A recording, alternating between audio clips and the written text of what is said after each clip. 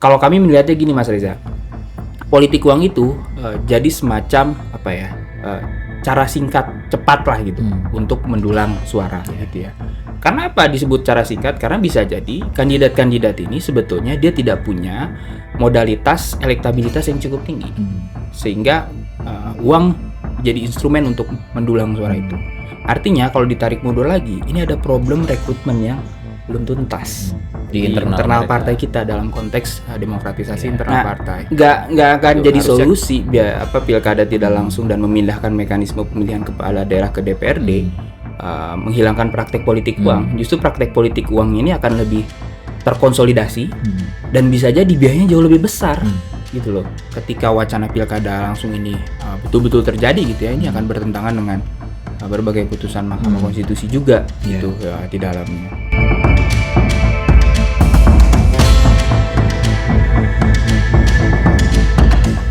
Kembali lagi dengan podcast Setia Indonesia. Kali ini saya kedatangan tamu dekat dan jauh gitu. Sebenarnya dekat di hati. Kantornya dekat sebenarnya. Cuma baru kali ini hadir. Untuk pertama kalinya sudah hadir bersama saya Mas Heroik Mutakin Pratama ini, atau dipanggil Mas Heroik ya. Mas ini Reza. Mas Heroik ini adalah Direktur Perludem yang baru menjabat. Baru Berapa bulan Mas Heroik? 4 bulan. 4 bulan ya. Iya. Dan ini kayaknya direktur pertama laki-laki ya? Laki-laki ya? Benar ya? Betul. Iya, kalau di tempat lain itu pasti ini direktur pimpinan pertama perempuan. Ini laki-laki yang pertama laki-laki. Dan Perludem selalu identik soal perempuan. Iya. Nah, kali ini tentu kita akan bahas beberapa hal yang mungkin saat ini sedang ramai di publik ya. Apalagi kalau bukan soal pilkada tidak langsung. Ya. Nah, ini muncul, kayaknya ini isunya lama terus dinaik-naikin terus ya. Iya, nggak berhenti-berhenti. Dan ini bersamaan dengan proses revisi Undang-Undang Pemilu yang kayaknya baru tahun ini mau dibahas ya. Baru rencana tahun ini akan dibahas. Rencana ya. Tapi masuk di prolegnas ya. Masuk prolegnas prioritas sejak 2025 sebetulnya Mas Reza. Tapi baru dibahas sekarang di 2026. Nah, ini kalau kita baca secara politik ya. Ini kan isunya pernah muncul di Desember 2024 ya. Betul. Di acaranya Golkar. Ya. Saya nggak tahu ini Pak Presiden ini sering melontarkan ide-ide yang memancing publik ya. Iya. Nah, dan ini di akhir 2026 ini juga di awal 2026 terus di akhir 2025 kemarin juga mengusulkan kembali soal pilkada tidak langsung. Iya. Nah, ini kalau kita mau lihat dari sisi konteks elitnya ini gimana membaca ini? Publik gimana memahami dinamika yang terjadi di antara elit ini terkait dengan ini pilkada langsung atau tidak langsung? Iya, bahkan sebetulnya Mas Reza kalau kita tarik mundur ya, bukan aja di 2024, di 2014 aktor elitnya kan masih sama juga pada waktu itu. Kan di 2014 setelah pemilu legislatif dan pemilu pilpres, waktu itu kan undang-undang pilkada kan dikeluarkan dari Undang-Undang 32 2004 yang otonomi daerah itu. Nah, dibahas jadi undang-undang pilkada sendiri, digabung dan salah satunya kan kemudian wacana pilkada tidak langsung bahkan pada waktu itu sudah disahkan di DPR yang pada waktu itu kan perdebatannya masih kuat sekali pasca pilpres antara koalisi Indonesia itu Jokowi periode pertama ya. Jokowi dan masih Prabowo waktu itu, Jokowi versus Prabowo periode pertama ya. Iya. Koalisi Merah Putih sama koalisi Indonesia Hebat ya kalau nggak salah ya. Nah, itu kan sampai udah disahkan, yang pada akhirnya kemudian Pak SBY mengeluarkan Perpu. Dan kalau kita lihat sebetulnya aktor elitnya tidak jauh berbeda. Maksudnya aktor elitnya siapa ya? Golkar. Partainya masih sama pada waktu itu kan. Partai ini ya, yang mengusung. Yang mengusung yang pada waktu itu masih sama partainya. Walaupun Demokrat gimana? Nah, Demokrat pada waktu itu kan memang seingat saya di 2014 dia tidak mengambil posisi untuk mendukung salah satu calon kan. Dari dua pasangan calon ini pada waktu memilih itu. Untuk menjadi tidak ikut dalam tidak ikut. Pada waktu itu. Nah, sehingga kemudian Pak SBY mengeluarkan Perpu. Jadi kalau dilihat dalam konteks elit politik dan kalau kita tarik ke belakang 2014 masih sama sebetulnya. Dan kalau dilihat alasannya pun sama juga gitu loh.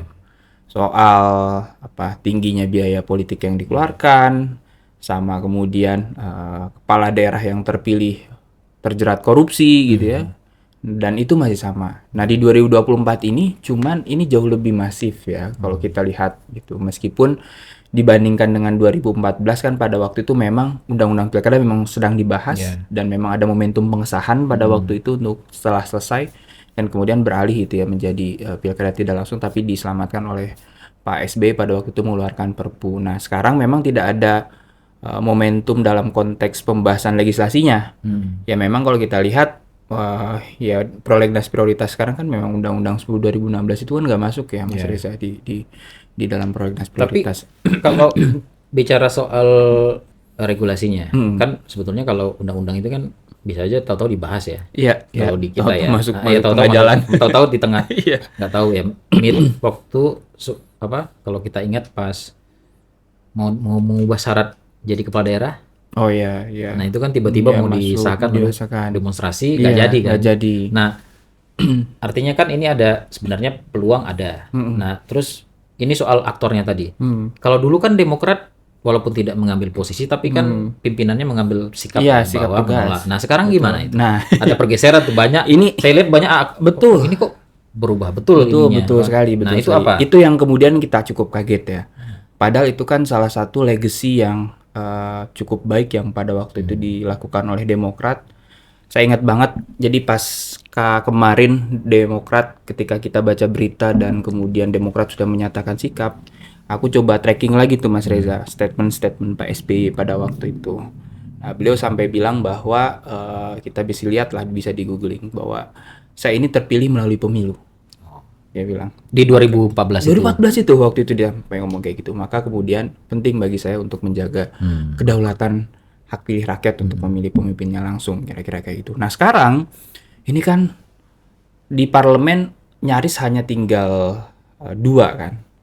6 itu kan sudah menyatakan tegas. Nah 1 PKS katanya masih mengkaji, belum menentukan sikap gitu ya. Yang tegas kan hanya 1 PDI Perjuangan yang kemudian menolak itu. Nah ini kan mayoritas kalau kita lihat dalam konteks wacananya mereka setuju wacana pilkada tidak langsung, kira-kira seperti itu. Dan yang menariknya mereka mengamini semua alasan itu, gitulah. Yang kemudian biaya politik tinggi, tidak mampu kepala daerah terpilih terjerat korupsi dan tidak berdampak terhadap pemerintahan di daerahnya. Nah, ini mungkin jangan-jangan kalau kita kaitkan soal ini, sebelumnya kan ada upaya diskurs soal koalisi permanen. Oh iya. Nah, pasca pemilu ya. Pasca pemilu gitu ya. Nah, jadi apa dugaan kita jangan-jangan ini adalah salah satu bentuk untuk lihat ini loh bukti soliditas koalisi permanen gitu ya. Jadi diikat gitu ya. Diikat gitu ya. Jadi dalam satu sikap yang sama. Nah, tadi kalau disebut memang ini alasannya memang sama ya. Jadi politiknya berbiaya mahal. Ya. Ada biaya kontestasi artinya dikeluarkan oleh para calon atau partai politik peserta maupun penyelenggaraan. Nah, ini kan perlu dipisah itu. Jadi kalau biaya penyelenggaraan kan berarti kan negara yang nanggung. Nah, sekarang sudah ada sistem pemilu yang serentak itu. Kita udah 2 kali ya. Sudah serentak kepala daerah kan udah bergelombang. Iya, bergelombang ya. Nah, udah 2 ya. Ini sudah gelombang kelima. 2015, 17, 18, 2020 dan 2024. Nah, artinya kan sebenarnya secara kuantitatif itu sudah dikurangi. Jumlahnya sudah betul. Nah, tapi ini problemnya adalah di soal biaya politik dari peserta pemilunya. Jadi kan masalahnya di mereka sebenarnya. Gitu nggak ininya? Iya. Jadi maksudnya biaya politik yang dimaksud itu, yang tinggi itu adalah di mereka sendiri. Dimensi peserta. Oke, nah itu gimana itu kita bagaimana membuat ya masalahnya di mereka, lalu mereka mengusulkan ya udah tidak langsung aja biar biayanya lebih rendah. Nah, itu gimana membaca? Iya. Ini kan publik kan melihatnya seperti itu ya. Betul. Ini kan sesuatu yang timbul karena perilakunya sendiri. Yang dilakukan oleh pasangan calon yang kemudian harus mengeluarkan uang banyak. Dan yang agak kurang pas menurut hemat kami adalah soal ini Mas Reza. politik uangnya masif gitu ya. Karena masyarakat dalam pemilu itu minta-minta uang. Itu diakui mereka sendiri. Dia bilang kayak gitu. Tapi kalau kita lihatnya, masyarakat itu kan korban sebetulnya dari praktek politik uang yang selama ini terus dirawat, gitu loh. Gak mungkin kan kemudian ya ini kan ada dimensi supply dan demand gitu ya. Dan demand itu terjadi karena supply-nya terus berjalan gitu loh. Kalau kemudian ini terputus kan itu akan tuntas. Nah, jadi salah satu kalau kita lihat dari wacana ini melihatnya satu dimensi politik uang. Nah, tapi kalau kita lihat lagi politik uang ini, infrastruktur penegakan hukum pemilunya, coba kita lihat dalam konteks undang-undang pemilu misalnya. Sudah ada perluasan kewenangan Bawaslu hari ini. Oh, Bawaslu makin kuat. Makin kuat kan hari ini. Ya. Apa istilahnya itu lembaga disebut siapa? Lembaga kuasi peradilan ya. Punya pengawasan, sengketa gitu ya. Ya. Dan di sisi lain gitu ya. Kalau kita merujuk pada pengalaman Pilkada 2024, meskipun misalnya di Bawaslu-nya tidak mampu tertangani dengan baik gitu ya, praktek politik uang ini, karena kita tahu ini kan sudah evaluasi sejak lama, ada sentra penegakan hukum terpadu yang di dalamnya ada beberapa unsur gitu ya. Kalau satu unsur saja tidak memenuhi syarat, maka kemudian tidak akan lanjut, gugur gitu. Nah, tapi di pengalaman Pilkada 2024, ketika memang pada aspek penegakan hukum pemilu, ketika tahapan pemilunya ini berlangsung tidak mampu tertangani gitu ya. Tapi ketika di bawah Mahkamah Konstitusi, nah baru muncul. Progresif sekali sekarang Mahkamah Konstitusi kita dalam sengketa pilkada itu. Praktek politik uang itu sampai ada diskualifikasi kan sekarang. Dan artinya itu lambat laun sebetulnya sudah mulai diperbaiki dalam konteks aspek penegakan hukum pemilu. Jadi untuk politik uang, ya kalau ini disebabkan oleh perilaku partai, maka perlu ada mekanisme disiplin di internal partai.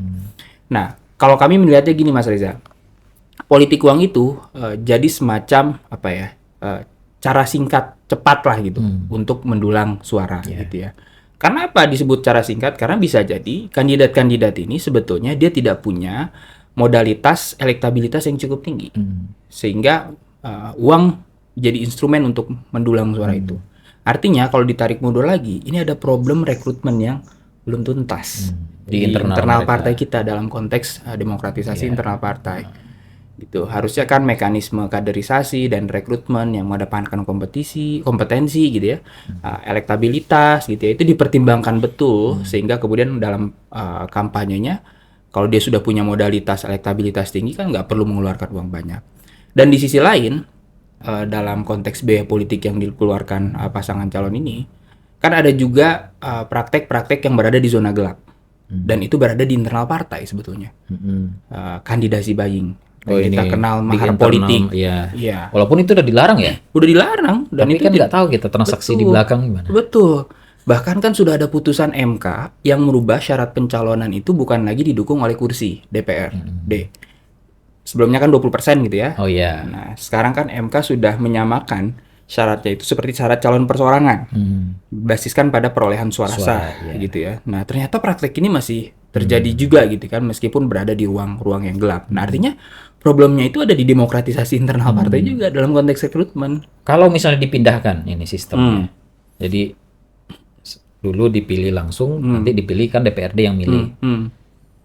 Nah itu kan dari sisi biaya politik, kalau dulu ya, seingatku dulu itu sama juga sebenarnya, dia beli juga. Iya. Belinya bisa jadi per kursi. Nah ya itu, per kursi itu. Jadi per kursi itu bisa sekian miliar ya. Iya. Nah nggak akan jadi solusi biar pilkada tidak langsung dan memindahkan mekanisme pemilihan kepala daerah ke DPRD, menghilangkan praktek politik uang. Justru praktek politik uang ini akan lebih terkonsolidasi dan bisa jadi biayanya jauh lebih besar, gitu loh. Seperti itu. Nah makanya justru kita lihat ini akar persoalannya yang selalu dikeluarkan adalah hal-hal yang teknis, yang harusnya solusi dan rekomendasinya dengan aspek tata kelola, tapi kok malah ke aspek fundamental mengubah desain sistem pemilunya gitu loh Mas Reza. Tapi apakah ini berkaitan dengan ini enggak? Ini kan kalau dari sisi governance tata kelola pemerintahannya, ini kan ada upaya memang menarik banyak kewenangan daerah itu ke pusat. Jadi fenomena sentralisasi. Jadi kalau kepala daerah ditentukan oleh, artinya kan nanti penentuannya oleh pimpinan partai ya. Nah, ya kan, pencalonan, sampai nanti dipilih di DPRD pun pasti orang DPRD-nya manut ke disuruh milih, udah satu fraksi ini milih ini.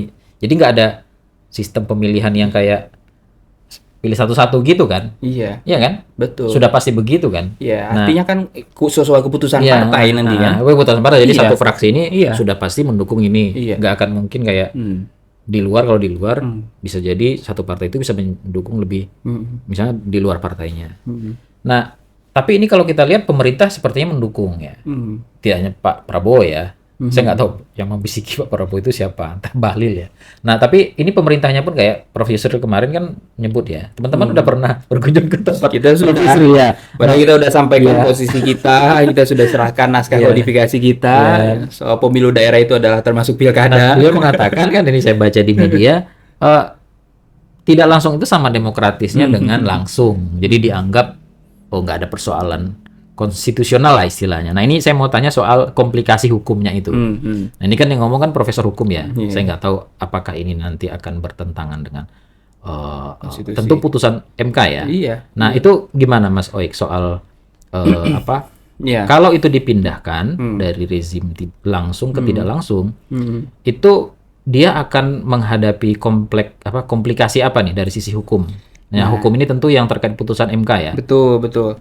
Ini kami mencatat ya Mas Reza. Jadi kemarin itu setelah ribut-ribut wacana pilkada tidak langsung ini, kita coba bikin kajian cepat yang dilihat dalam konteks historis dan juga konstitusionalitasnya, termasuk aspek-aspek teknis. Bahkan kita coba bikin petakan nih Mas Reza.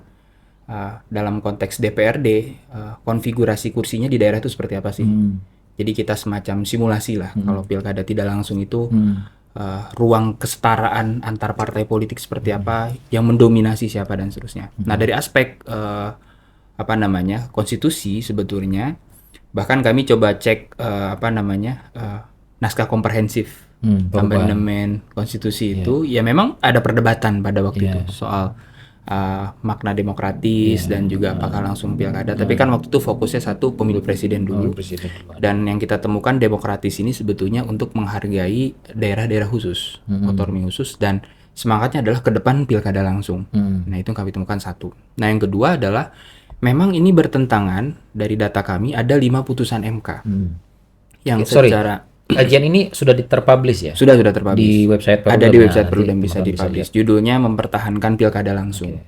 Gitu. Nah, jadi kita memang lihat ada beberapa putusan MK dan ini perkembangan dari putusan MK soal berkaitan dengan pilkada. Pertama itu putusan 7273 tahun 2004. Nah, memang pada waktu itu pilkada adalah pilihan pembentuk undang-undang untuk menentukan. Nah, waktu itu kan perdebatannya pilkada ini masuk ke rezim pemerintahan daerah atau masuk ke rezim pemilu, karena kan perbedaan pasal ya di pemilu kan di dua pasal di konstitusinya gitu ya. Nah, terus ini di pasal 18 kira-kira kayak gitu. Nah, waktu itu MK bilang yaitu diserahkan ke pembentuk undang-undang dalam penentuan itu. Nah, ada juga di putusan MK 97 2013. Nah, ini waktu itu MK merubah pendiriannya dan melihat bahwa pilkada ini adalah bagian dari rezim Pemda. Karena waktu itu ekstrim perubahannya. Nah, itu perubahannya waktu itu ekstrim. Ini kan kalau kita lihat historisnya pada waktu itu adalah soal kewenangan sengketa MK. Sengketa menangani sengketa pilkada. Sengketa pilkada pada waktu itu, dan MK bilang di dalam konstitusi memang MK tidak disebutkan secara tegas untuk menangani sengketa pemilu kepala daerah gitu ya. Kira-kira kayak gitu. Nah, sehingga pada waktu itu muncullah yang kita tahu gagasan, selama kemudian belum ada undang-undang yang mengatur tentang peradilan khusus untuk pilkada maka itu masih menjadi kewenangan MK. Sampai sekarang iya. Ya, pada akhirnya kan di Undang-Undang 7 2017 kan waktu itu Undang-Undang 10 2016 ketika revisi kan sudah ada usulan Bawaslu bertransformasi menjadi badan peradilan pemilu kan. Tapi kan sampai sekarang nggak dibentuk juga waktu itu. Nah, ini kemudian ada lagi pergeserannya di putusan MK 55 2019. Yang kemudian memberikan 6 model keserentakan pemilu dan memasukkan pilkada sebagai bagian dari rezim pemilu di sana. Nah, ini dipertegas sama putusan 85 2022 soal kewenangan MK untuk menyelesaikan perselisihan hasil pemilu. Jadi itu Perludem yang JR, putusan 55 dan putusan 85 ini Perludem yang JR.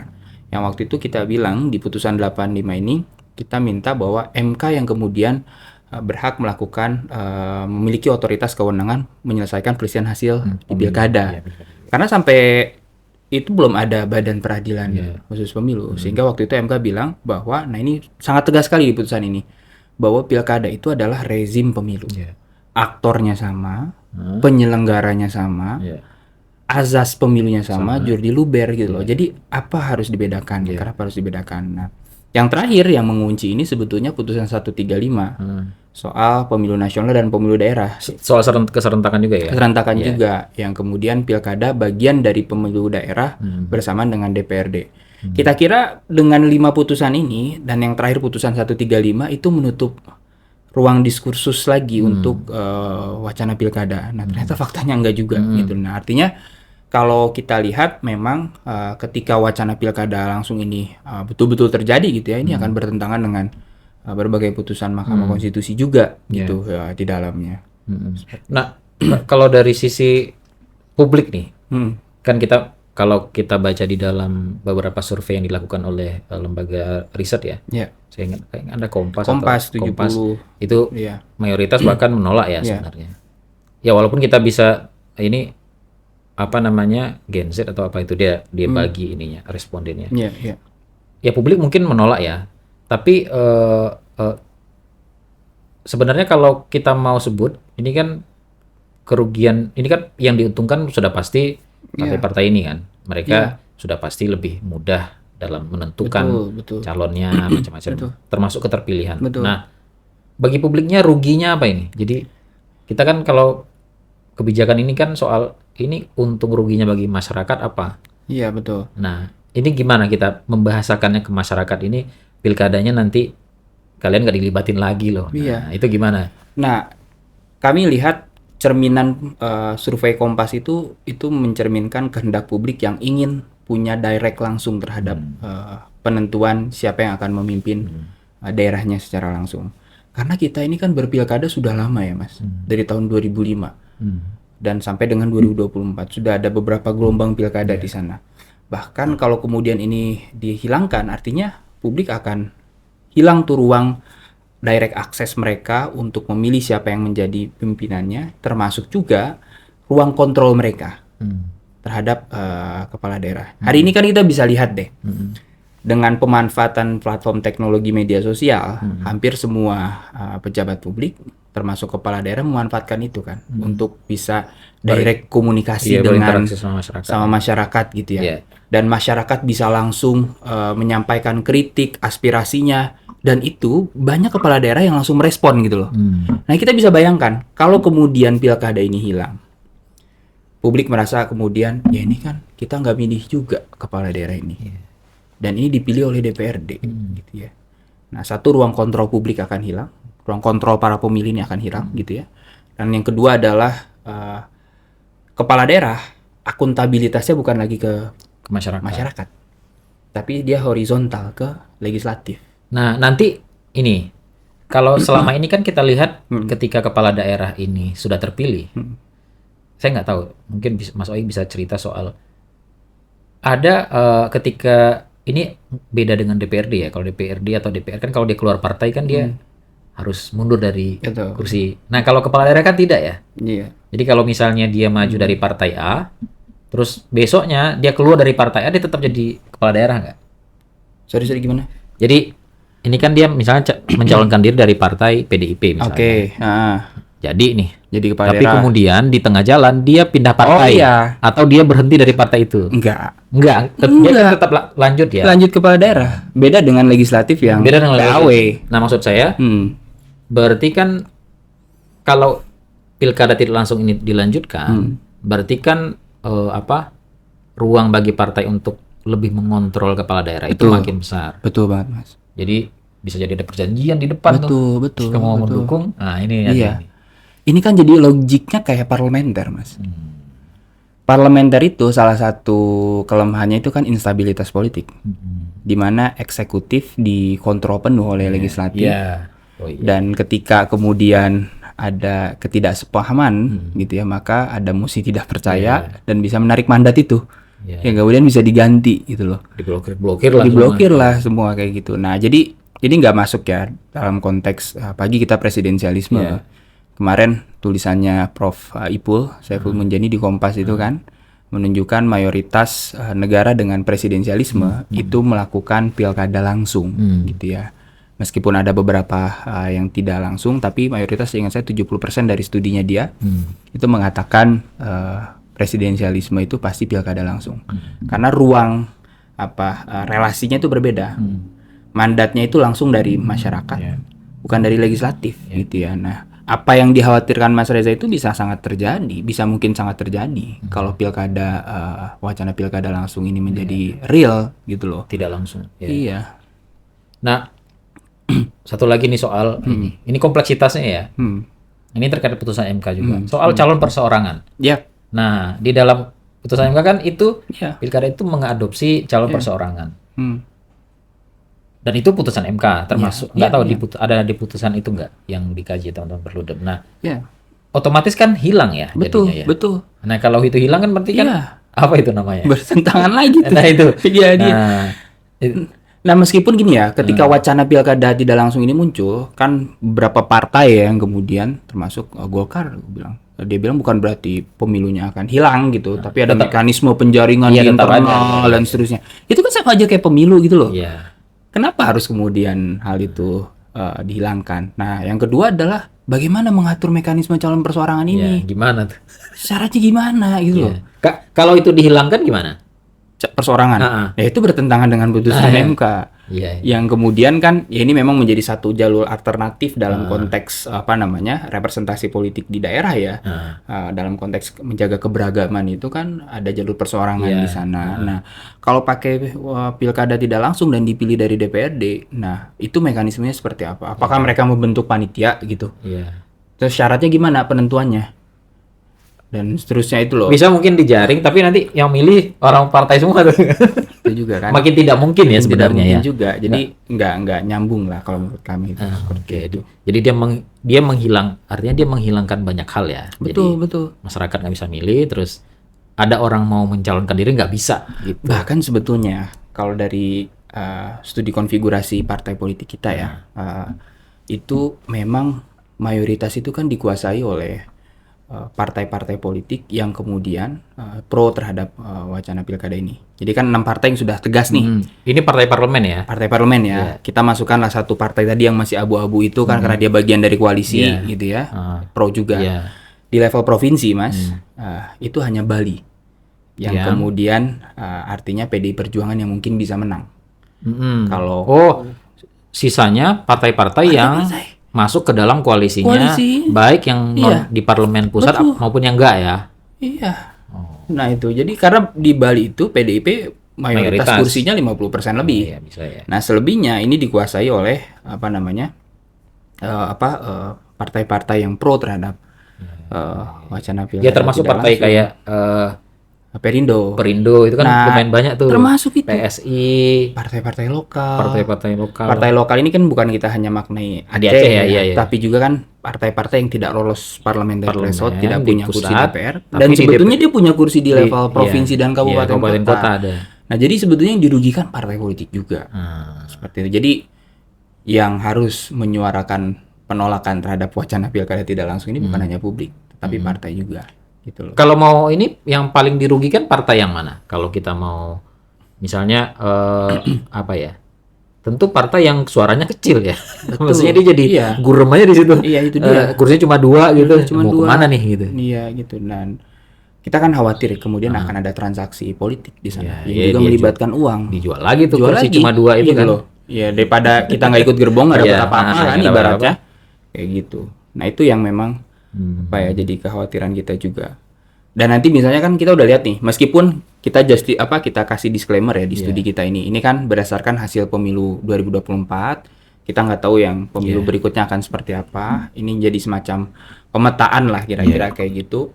Dan salah satu aspek yang kemudian kita khawatirkan ke depan misalnya gini, dengan cerminan yang sekarang saja itu kan sudah mayoritas partai yang pro wacana pilkada tidak langsung ini udah menguasai. Pertanyaannya kemudian bagaimana kemudian dia cara menentukan kalau kemudian pilkada tidak langsung ini disahkan gitu ya. Ya udah berarti kan ngobrol antar mereka saja. Oke, kamu di provinsi ini gitu. Atau seperti apa kira-kira kan mekanismenya? Karena mereka sudah menguasai koalisi itu di provinsi dan kabupaten kota juga. Nah ini maksudnya ini kompleksitasnya banyak ya. Banyak. Jadi, ini soal penyelenggaranya. Nah ini karena kita udah pemilu serentak. Ini kan artinya KPU Bawaslu ini kan kerjanya cuma setahun sekali. Ya mungkin kalau 5 tahun itu mungkin dia kerjanya mungkin 3 tahun ya. Kemarin saya lihat setelah selesai pemilu, selesai sengketa, malah sibuk sidang DKPP. Terus ada juga yang sibuk ngasih apa? Saya lihat ngasih penghargaan, bikin acara gitu yang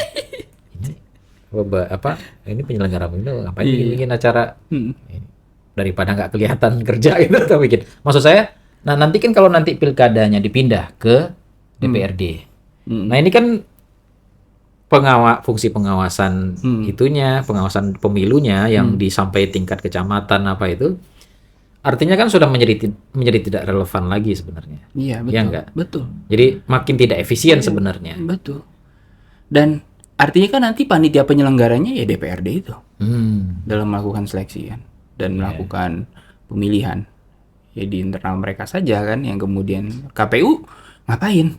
Ya, KPU bikin pemungutan suaranya untuk segelintir DPRD di kabupaten bikin kursi penerimaan pendaftaran calon di DPRD ya. Iya kan itu dia makanya. Ya, maksudnya itu jadi agak ini ya. Jadi nanti kan dia mencalonkan diri lewat KPU kan. Daftar. Ya KPU buka des lah di DPRD ya karena pesertanya dari mereka kan. Iya, itu dia. Nah, itu jadi jadi kompleksitas tersendiri ya terkait dengan teknis penyelenggaraan.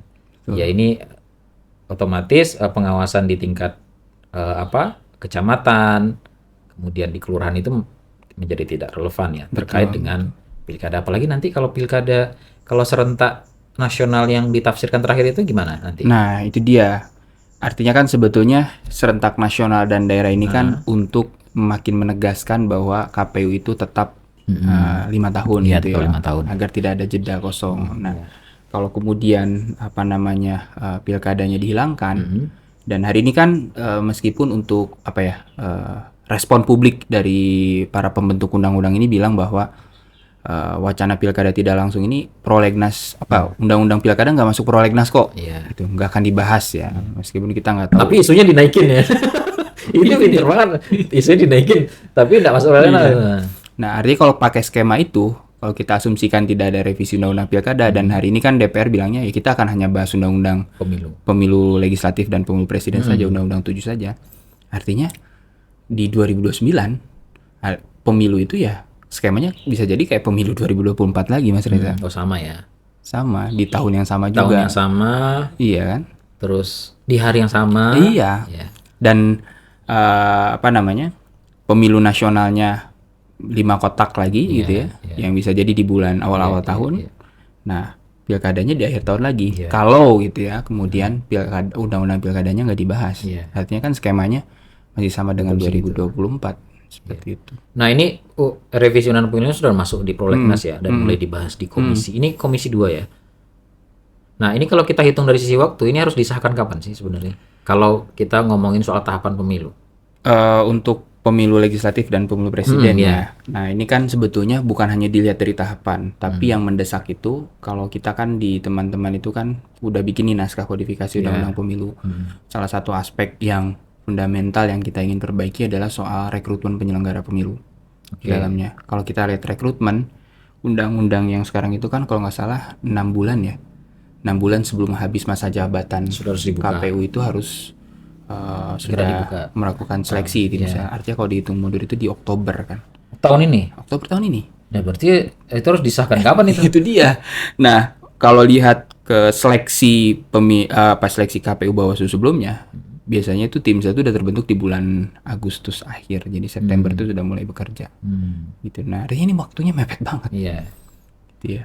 Tapi teman-teman di ini kan teman-teman sudah jalan ya ke beberapa partai ya. Betul. Tapi ada concern itu nggak? Partai soal rekrutmen calon anggota KPU ini? Ya, mereka punya concern itu dan mereka ceritalah bagaimana di 2024 ini kan, apalagi yang tadi Mas Reza sampaikan, putusan DKPP ini banyak banget ke KPU sekarang gitu ya. Bahkan kalau lihat putusan MK di pilkada itu kan dari total 24 atau 26 PSU itu kan setengahnya itu, salah satunya itu disebabkan oleh mismanagement penyelenggara pemilu, Mas Reza. Karena kesalahan. Mismanagement ini apa? Ini soal syarat-syarat pencalonan. Kan yang didiskualifikasi karena ternyata dia sudah lebih dari 2 periode. Oh iya, yang ijazah palsu. Terus ada soal ijazah juga, administrasi di sana di level daerah yang kemudian harus melakukan PSU gitu ya. Itu di level daerah. Di level RI ya kita punya pengalaman juga kan. Banyak catatan yang kemudian harus kita perbaiki soal kasus verifikasi partai politik, lalu kemudian kasus pencalonan perempuan yang kemudian tidak memenuhi 30%, ada pembulatan ke bawah itu, termasuk sampai dengan Sirekap yang kemudian yang sebetulnya secara sistem mereka sudah bagus, cepat gitu ya. Teman-teman jaga suara itu kan lihat dalam 3 hari pasca pemungutan suara di pemilu presiden itu sudah lebih dari 70% suara yang masuk ya. Iya tuh. Tapi untuk pemilu nasional kan? Untuk pemilu nasional di level daerah 1 hari aja kurang dari 24 jam Mas Reza udah di atas 90%. Nah tapi kan mereka nggak buka. Ya tertutup memang. Tertutup ya, itu. Jadi dia nggak bikin tabulasinya. Ya. Yang publik hanya melihat form C-nya doang. Nah catatan-catatan ini sebetulnya kalau kita ngobrol sama teman-teman partai sudah ada gitu ya. Cuman ya itu tadi. Padahal Undang-Undang Pemilu kalau lihat dari pembahasan sebelumnya di Undang-Undang 7 2017 itu makan waktu yang cukup lama banget. Berapa lama dulu itu? Seingatku itu kan mulai dibahas 2015 ya, 2015 atau 2016. Baru disahkan 2017 kan. Cukup lama ya. Karena itu menyatukan. Iya banyak waktu itu kan. Iya, maksudnya sorry. betul. Pilkadanya dikeluarkan kan dari rezim. Ada undang-undang pilpres sendiri, undang-undang pileg, sama undang-undang penyelenggara pemilu sendiri.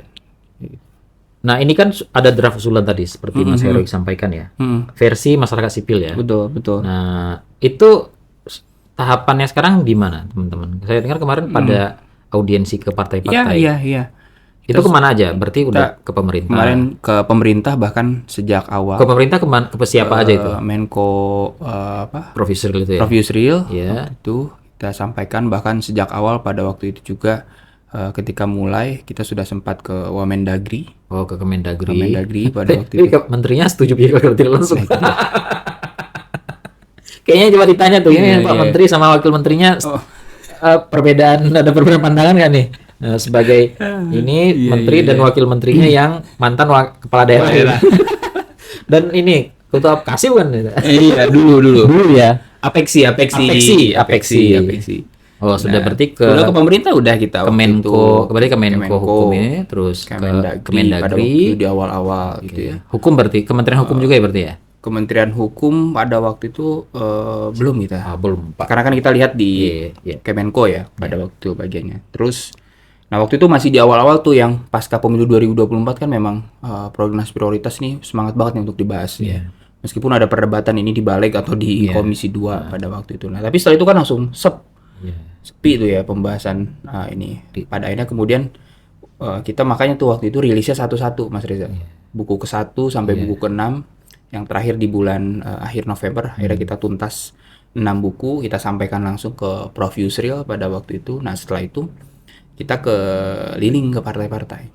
Ke DPR juga nggak berarti? Ke DPR belum. Oh belum ya, berarti ini mendatangi partai-partai. Fraksi, kita ke DPP, ya, kita sudah sampaikan bahwa dan kita bilang bahwa yang kita masukkan di dalam naskah kodifikasi ini salah satunya aspeknya adalah soal putusan-putusan Mahkamah Konstitusi, termasuk pemilu nasional dan pemilu daerah. Seperti itu. Artinya ini kan sebenarnya ya ini mau dibahas ya. Nah kalau kan di DPR pun kayaknya belum terdengar apa yang mau diubah, kan kita nggak tahu ya. Yang muncul kan malah pilkada tidak langsung ini kan.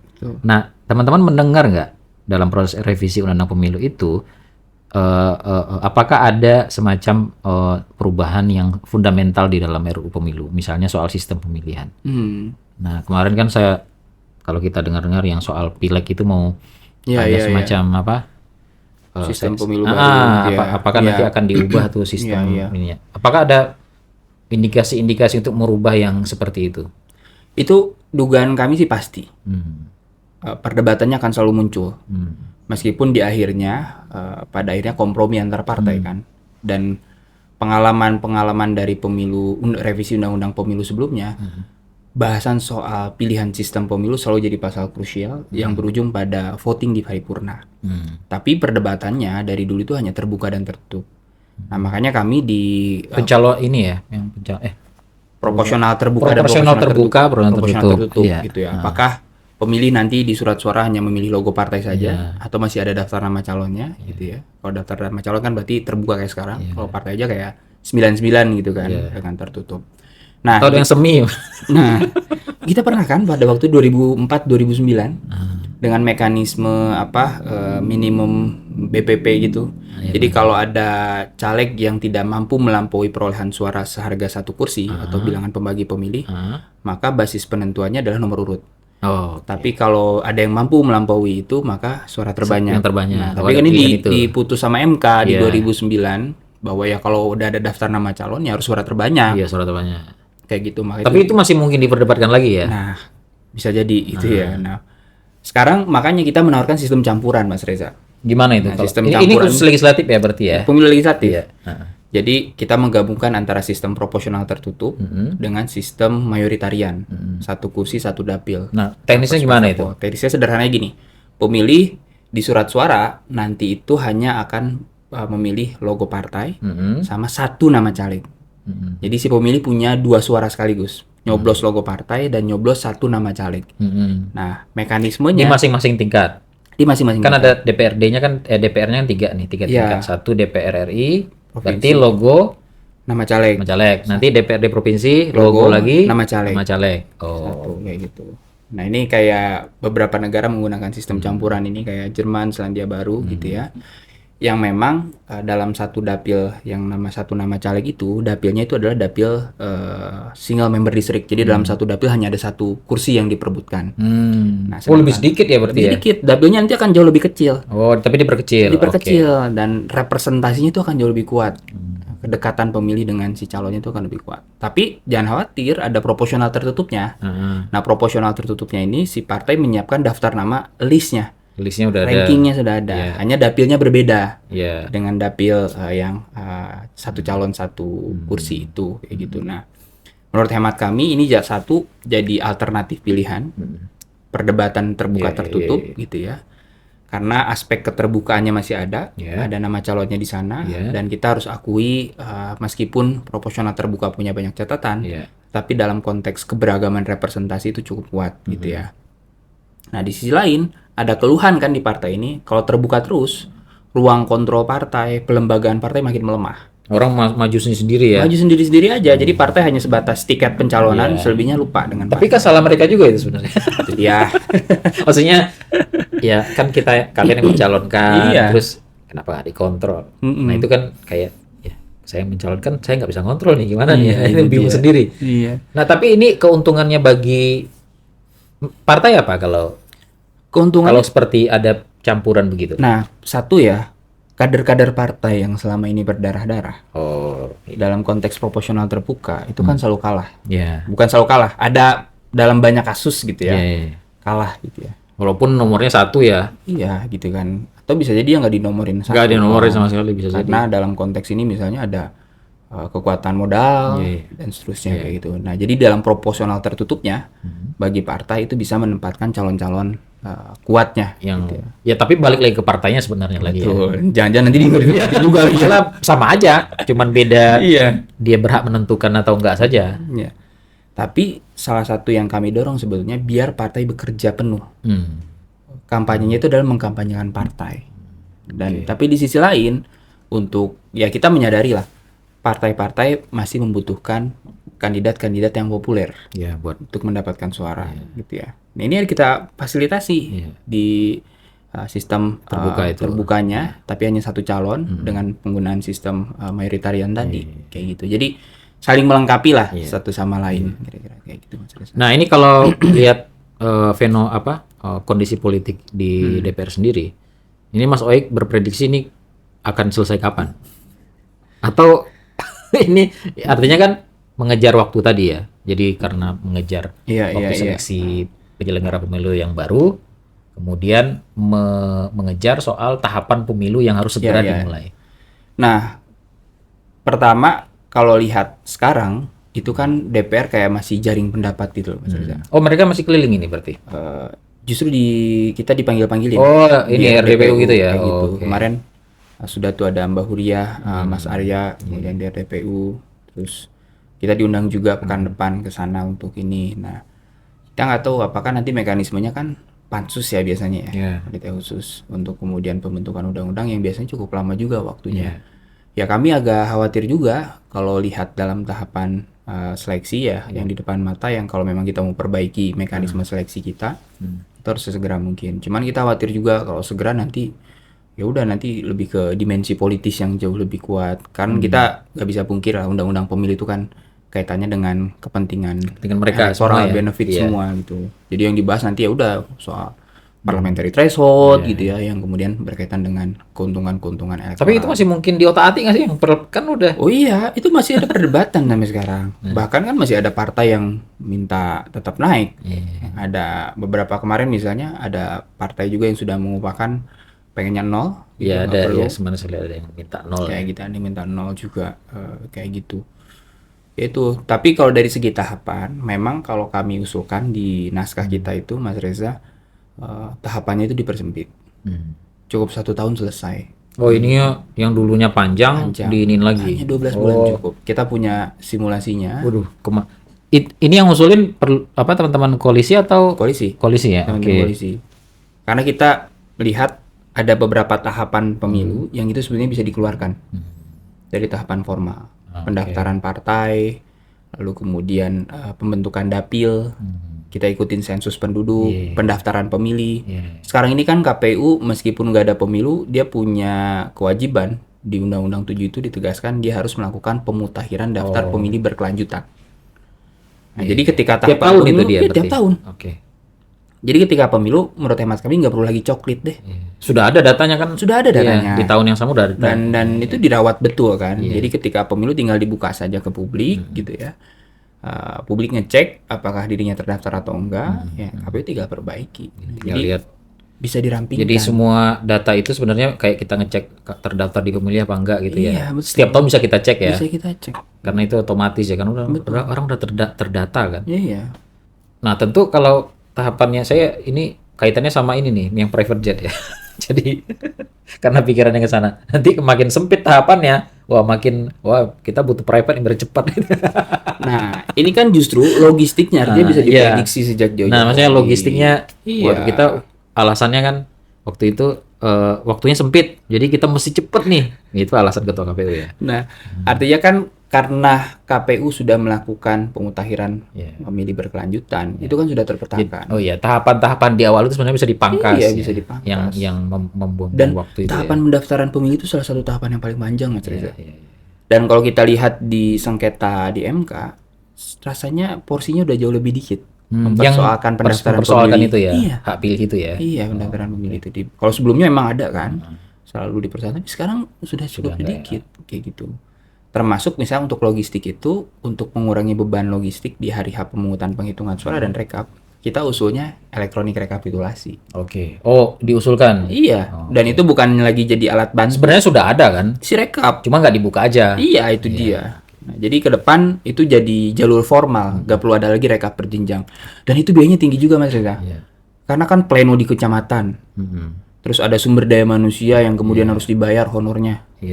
Gitu. Per tingkat itu ya. Iya. Oh ya, saya lihat emang saya melihat anggaran di ini ya. Walaupun si rekap itu nggak ketemu anggarannya, kita nyarinya itu anggaran soal ini sistem informasi apa gitu yang terkait dengan cloud itu loh. Jadi membeli cloud untuk penyimpanan data.